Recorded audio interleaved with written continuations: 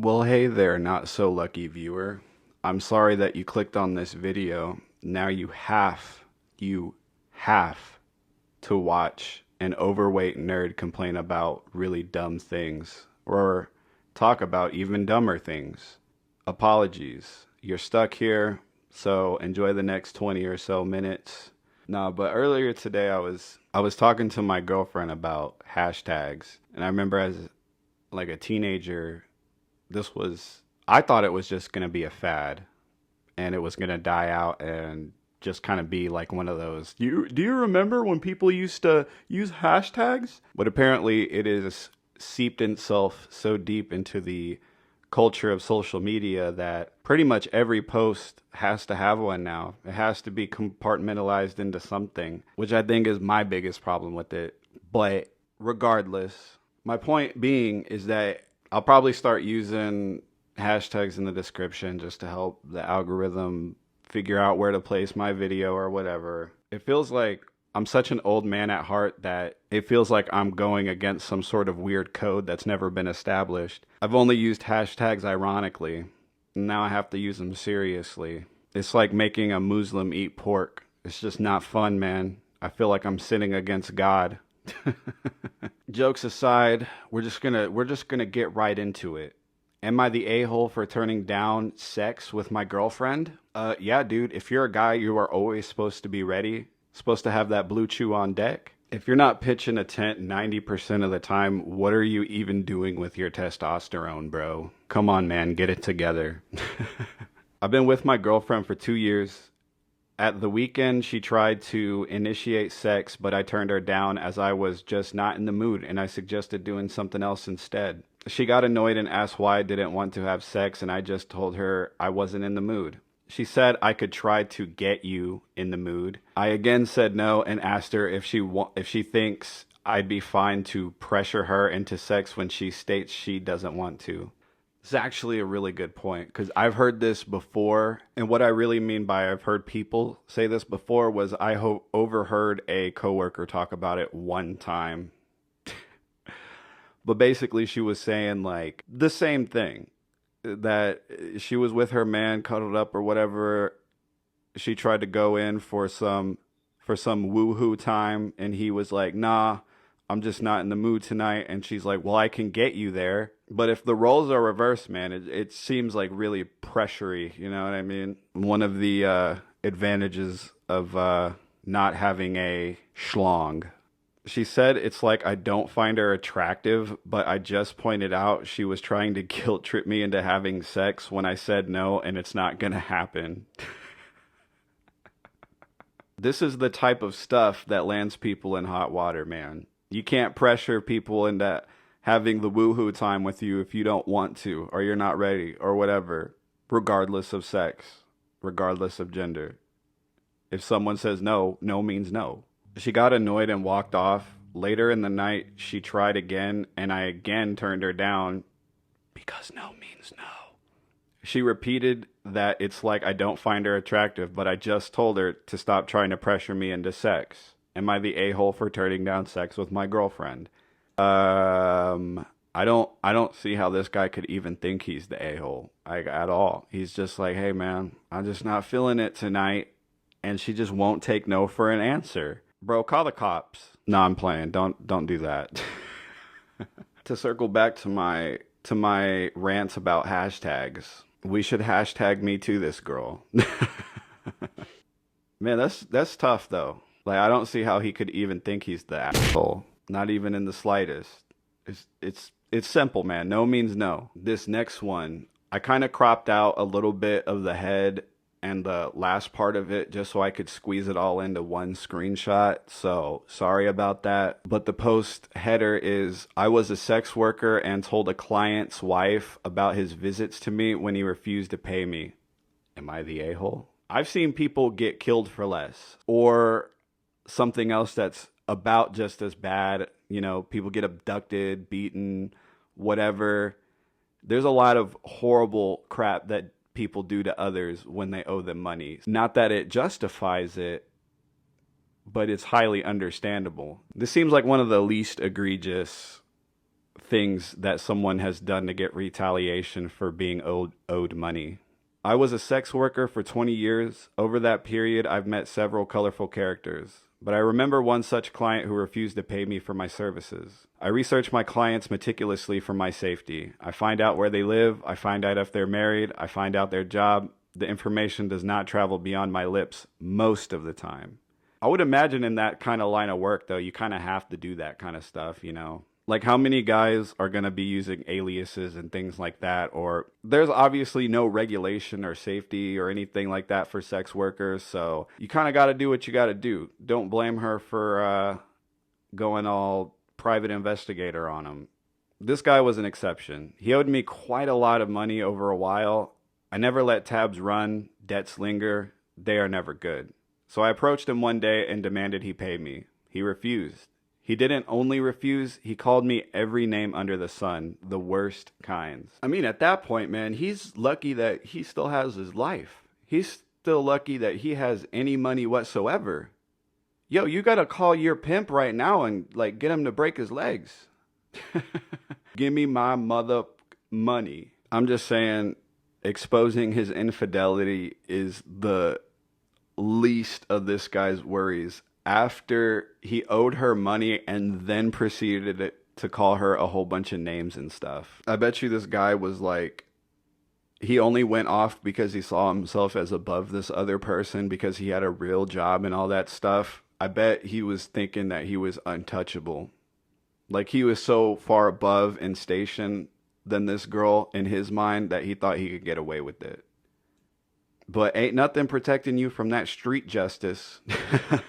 So knowing what I was going to do, I walked away with a smirk. I walked to where his wife worked. I told her everything. I told her what we did, all the nastiest little things he enjoyed. I provided proof of this through text messages. She didn't deserve this. She didn't deserve him.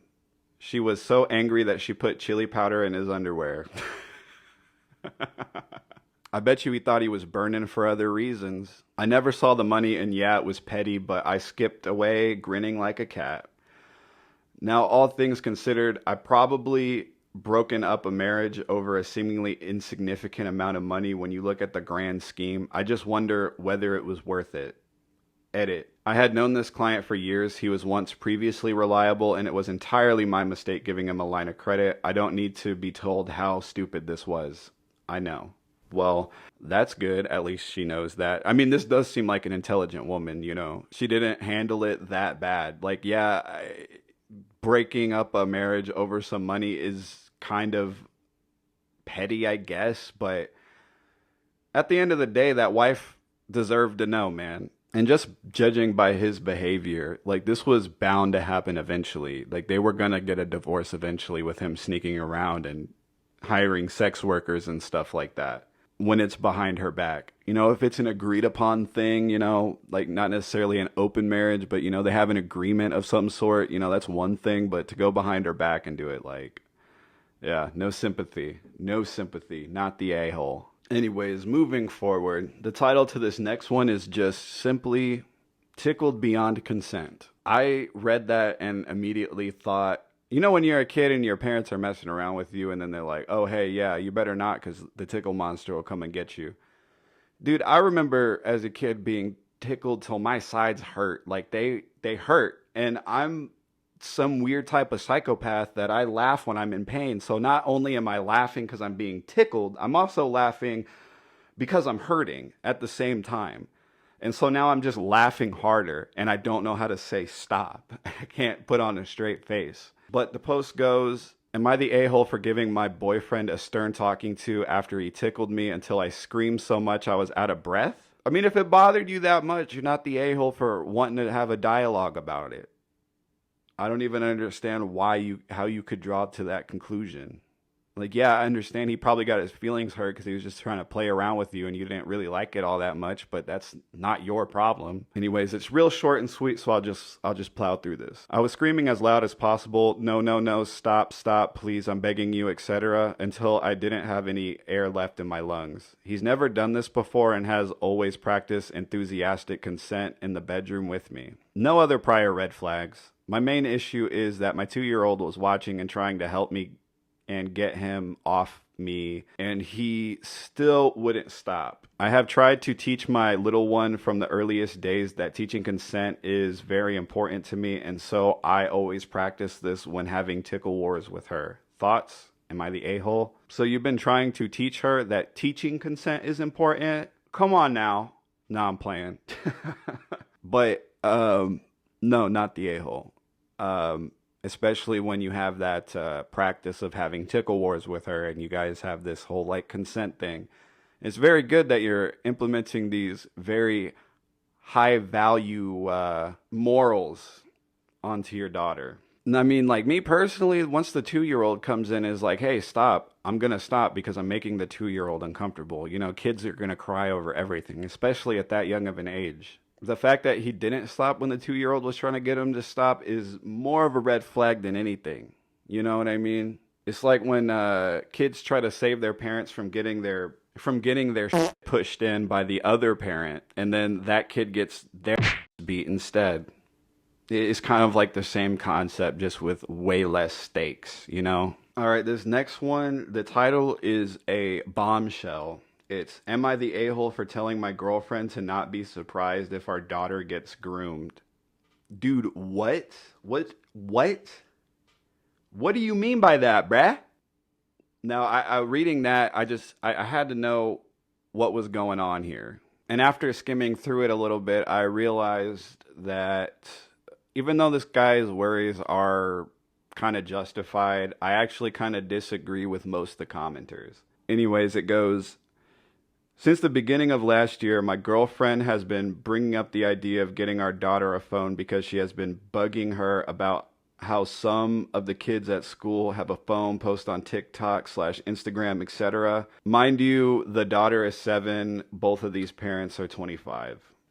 Now, I have told her the amount of times she has brought this up that I feel like it's a bad idea because of PDF files, her age, social media, etc., to which either just dismisses me as being paranoid or brought up about how I had access to the internet at such an early age.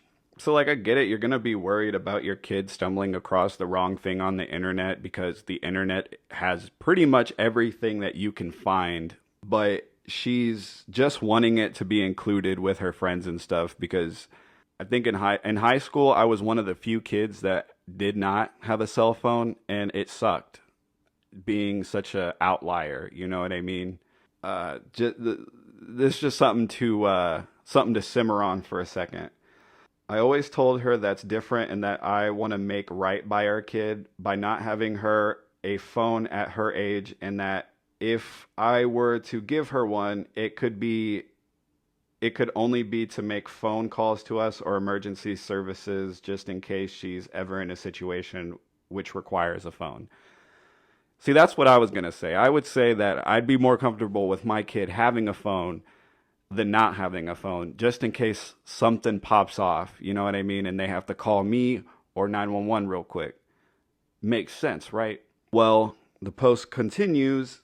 But 5 days ago is when everything came to a blow, and I've just been wondering if I was the asshole for what I had said.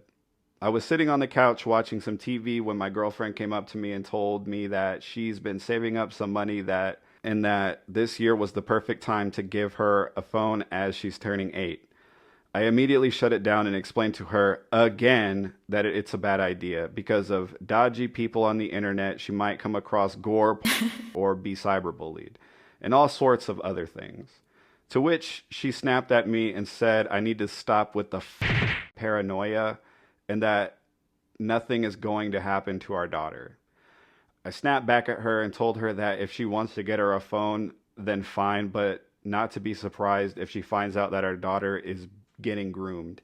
It's been 5 days since that happened and she's barely talked to me. Am I the a-hole?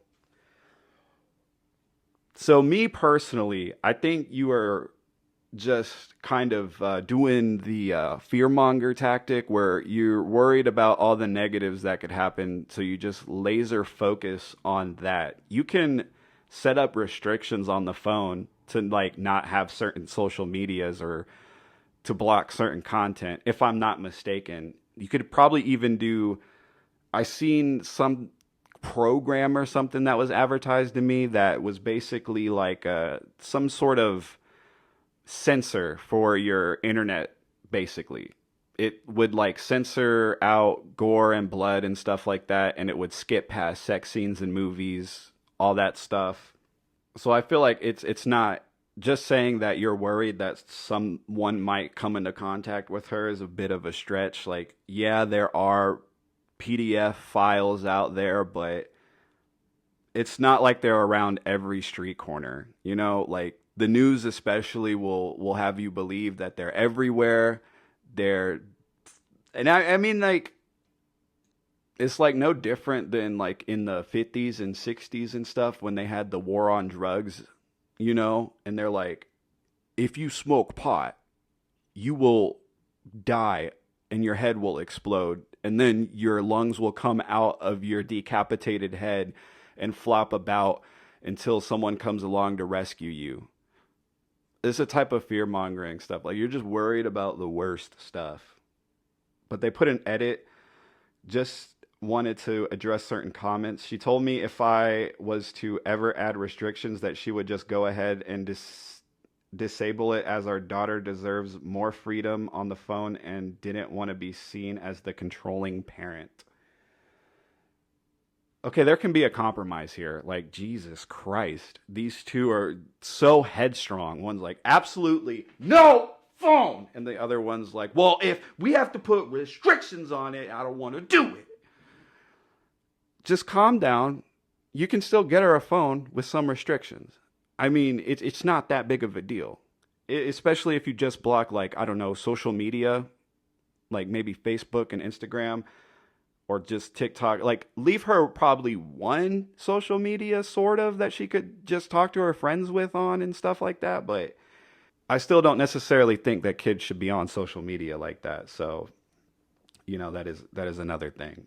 But I actually decided to read the comments on this one a little bit, and all I can say is that I kind of disagree with most of these people. One person said that access to social media at an early age can cause anxiety and depression. It can also cause anxiety and depression by being left out because you're the only kid with the phone. Dumbass. Like the way I see it, you can't shelter your kid from everything, right? You're going to try to do your best to try to shelter them from whatever you can in your power. You know, you probably get the internet blockers for corn and gore and whatever. But I mean, if someone goes to her school and, you know, gets all Columbine on that, then she's going to see gore regardless. She's around teachers, right? A lot of teachers are PDF files. I mean, you can't mitigate every single risk. Like you just can't. And if your daughter is liable for, I don't know, depression, anxiety, things like that, having the phone may cause that. Having the phone and social media and access and seeing like everyone else live great lives and stuff could trigger her depression, but so could being left out and ostracized from her group because she's different and doesn't have a phone and stuff like that. Ultimately, I think that the pros and the cons are relatively the same either way. So maybe both the a-hole. I don't know the acronym that they use for that, but that's my opinion. I don't have kids though, so you know, don't take my word for it.